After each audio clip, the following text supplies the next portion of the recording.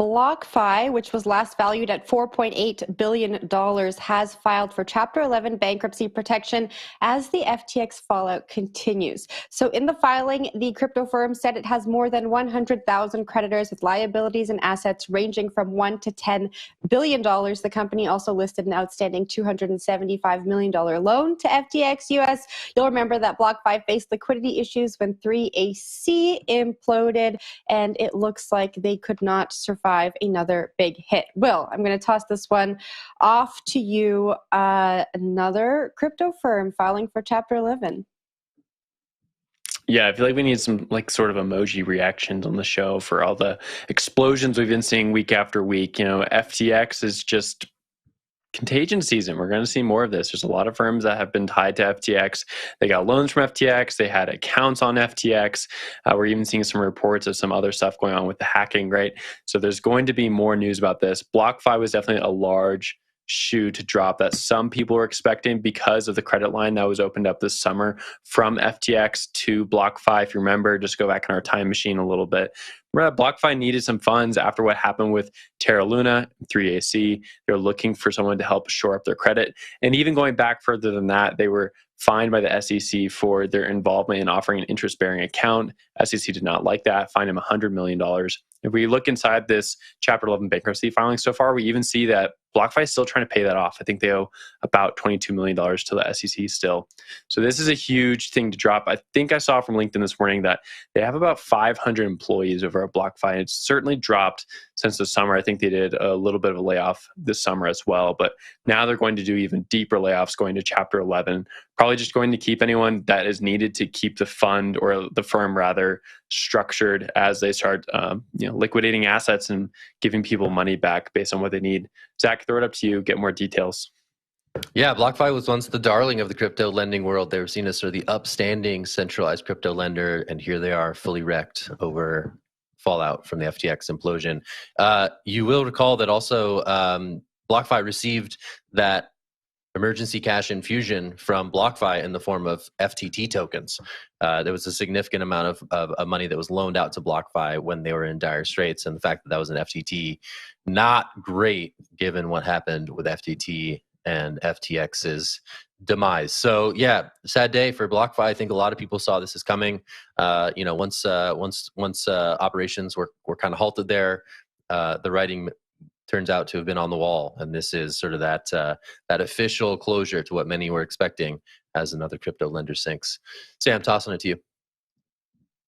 Yeah, I think you've both made good points about how this has been kind of not only an indictment of BlockFi as a single platform, but also the crypto lending market in general. One of the things that I don't think we've mentioned yet today is the fact that there are still, lending platforms out there. So there was the Genesis that hasn't had a file, but is, nearing some sort of like a weird situation that we've talked about in the past. But there's also Nexo, which is this platform that still boasts 8 to 10% yields, depending on where you look. Part of those yields are paid out in, Nexo's own token.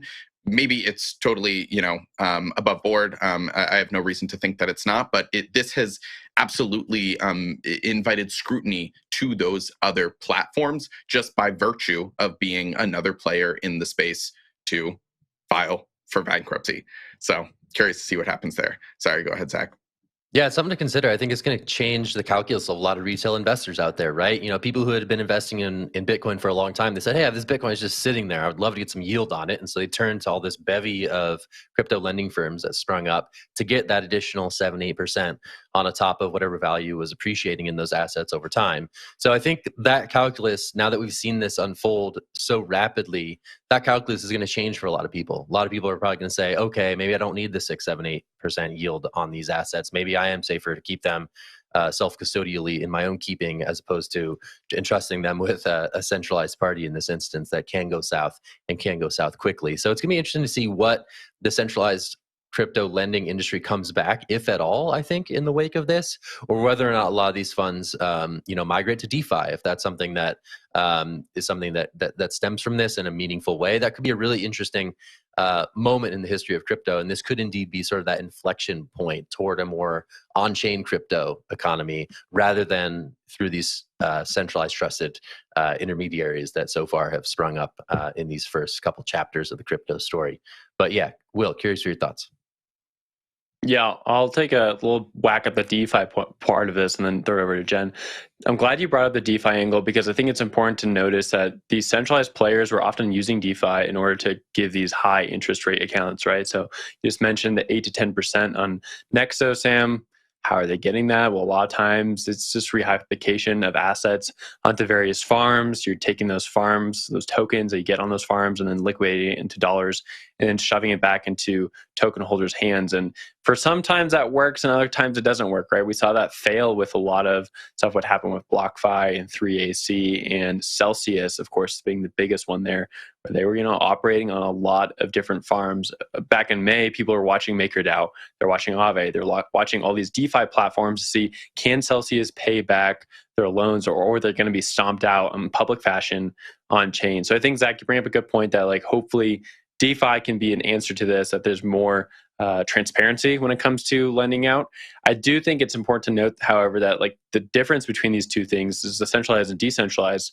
The decentralized alternatives are also not doing as great. I think there might not be any bad debt, might not be anything with Chapter 11 bankruptcy, but oftentimes these tokens, they've gone down, just as much, 95% plus in some cases, where the native token for these things just don't hold up well during a bear market. And so a lot of times account holders on these things are not doing great either unless they're able to cash out into USD, Bitcoin, or ETH. Those things seem to be the only tokens that are really holding up during a bear market. So to me, when I look at the lending platform scene, I just see, not a great place to put any of my money at all. And I think that's something that's going to be sort of the legacy out of this bear market. Hopefully the on-chain transparency becomes more of a norm going forward, but I do think a lot of people are going to be scared away from any sort of lending platform for the next few years. Jen, over to you.